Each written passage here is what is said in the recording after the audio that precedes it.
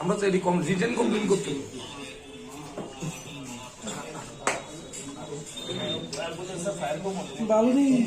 আমরা সাইডে দিলে আর কাজ করবো। তারা তো সিএম বাবুকে দেখায়নি, তারা প্লেট করে দেবে। তুই লাইটটা ধর, আমি টেলি মানে এটা করলে তো কথা আমরা তো এই কমপ্লেন করবো। নাম এসছে আপনাদের ডায়েরিতে, যদিও নাম না প্রকাশ করলে হবে আপনাদের না? নিশ্চয়ই এসেছে, নিশ্চয়ই এসেছে। ভেরিয়াস এজেন্সি এর মধ্যে কাজ করছে, থানা লেভেলেও কাজ হচ্ছে, যেগুলো আপনি বলছে মানে বড় মাথা কিংপিন, আর অ্যান্টি নার্কোটিক্স আছে আমাদের ক্রাইমব্রাঞ্চে, ওরাও কাজ করছে, নার্কোটিক কন্ট্রোলস ব্যুরো কাজ করছে, ইডিও কাজ করছে। তো এজেন্সি মানে আর বাকি যে বিএসএফ এর ইন্টেলিজেন্স এজেন্সি হোক বা সেন্ট্রাল ইন্টেলিজেন্স, এরাও কাজ করছে। তো আমাদের কাছে আছে, বাট যে ইনভেস্টিগেশন হচ্ছে না বেসড অন এভিডেন্স, তো এটার মধ্যে বেশি বলা হবে না, বাট এভিডেন্স স্ট্রং এভিডেন্স করা হবে। আপনি গ্র্যাজুয়ালি দেখতে পারবেন যে আগামী কিছুদিনের মধ্যে আপনি এগুলো ফেজে তোলা হচ্ছে। স্যার আরেকটা বিষয় যেটা মানে বেশিরভাগই দেখা যাচ্ছে যুব অংশের মানুষ এই নেশা সামগ্রী নিয়ে ধরা পড়ছে, আপনি কি মনে করেন চুরির সঙ্গে এই যুব সমাজ মানে এই নেশার কি ডাইরেক্ট লিঙ্ক আছে? কেন কি আমরা মোটামুটি যত চুরির সঙ্গে যাদের যুক্ত পেয়েছি, মোটামুটি 90% আমরা দেখেছি যে অ্যাডিকশনের খরচটা বহন করার জন্য চুরিটা আসা হচ্ছে। তো এইটা হচ্ছে কোর ইস্যু। ড্রাগস কন্ট্রোল হলে অনেকটা চুরি কন্ট্রোল।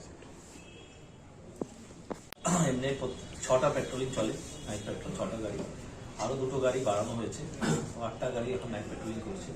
তাছাড়া এখন সাদা সাব ডিভিশনে ওসি সাহেবরা আমাকে এভরি 2 আওয়ার্স 10টা থেকে 6টার মধ্যে এভরি 2 আওয়ার্স আমার হোয়াটসঅ্যাপের মধ্যে সিচুয়েশন, যে চুরির সিচুয়েশন আপডেট হতে থাকে।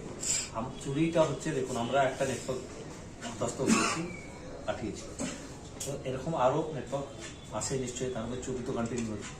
তো আমরা মানে অ্যাসিওর করছি যে আগামী কিছুদিনের মধ্যে তবে সাধারণের অভিযোগ রয়েছে যে খবর দেওয়ার সাথে সাথে পুলিশ জায়গায় এসে পৌঁছয় না, অনেকটা দেরি হয় পুলিশের আসতে। দেখুন পুলিশ তো এখন রেডি পজিশনে থাকে না, আরেকটা জায়গায় কোনো অন্য একটা এরকমই রিপোর্টিং যেটার মধ্যে গেছে, ওটা শেষ না করে ওটা ফেলিয়ে আরেক জায়গায় যেতে পারে না। ঘটনা হয়ে যাওয়ার পরে পুলিশ সবাই চায় জলদি আসতে, কিন্তু ওইটা চুরির ক্ষেত্রের মধ্যে অত, চুরি হচ্ছে প্রিভেন্টিভ অ্যাকশন, এর মধ্যে ঘটনা হওয়ার পরে গিয়ে তদন্ত আর এভিডেন্স ছাড়া আর কিছু মানে আর্জেন্টে গিয়ে কিছু পাওয়ার মতো কিছু নেই।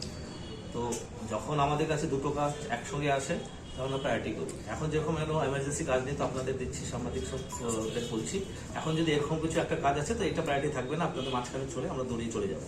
তো যখন যে অফিসার থাকে ও কোন কাজের মধ্যে যুক্ত আছে ওইটা কত ইম্পর্টেন্ট, যেখানে একটা ঘটনা হয়েছে চুরি ঘটনা, ওখানে চোর তো বসে নেই, তার জন্য ওখানে এভিডেন্স কালেকশনের জন্য আছে, ইনফরমেশন কালেকশনের জন্য। তো যদি অন্য জায়গায় না যুক্ত থাকে, যদি ফ্রি থাকে অফিসার, গাড়ি ফ্রি থাকে, যায় নিশ্চয়ই যায়, টাইমলি যায়। স্যার আরেকটা বিষয় যে আপনার রেড প্ল্যান হয়, আর আমাদের বর্তলা টিপির যে অফিসার আছে এসআই বিন্দারা, উনি দুজনকে আটক করতে সক্ষম হয়। একজনের নাম হচ্ছে কিঙ্কর দাস, সন অফ ক্ষিতিশ দাস, সূর্যপাড়া এডিনগর, আরেকজন নাম হচ্ছে রণদীপ ধর রয়, সন অফ লেট দিলীপ ধর রয়, এডিনগর 5 নম্বর। এদের কাছ থেকে 242টা প্লাস্টিক সাসপেক্টেড ব্রাউন সুগারের কোটা পাওয়া যায়, যার মধ্যে 5.28 গ্রামসের অ্যাপ্রক্সিমেটলি ব্রাউন সুগার আছে। ক্যাশ পাওয়া যায় 5,000 টাকা, 2টো মোবাইল পাওয়া যায়, আর 60 নাম্বার ইয়াবা ট্যাবলেট পাওয়া যায়। এদের স্পট ইন্টারোগেশন হিসাবে আমরা খবর পাই, অ্যাকর্ডিংলি ইসপিএস কে খবর পাই। ইসপিএস কাশেপট্টির থেকে এনাদের লিডের উপরে বিপ্লব দে, সন অফ বিদ্যাধর দে, নতুন পল্লী ধলেশ্বর বাড়ি, আর শ্রীমতী প্রিয়াঙ্কা দাস, ওয়াইফ অফ বিপ্লব দে, দুজনকে কাশেপট্টি থেকে অ্যারেস্ট করা হয়। এনাদের কাছ থেকে 12 গ্রাম ব্রাউন সুগার পাওয়া যায়।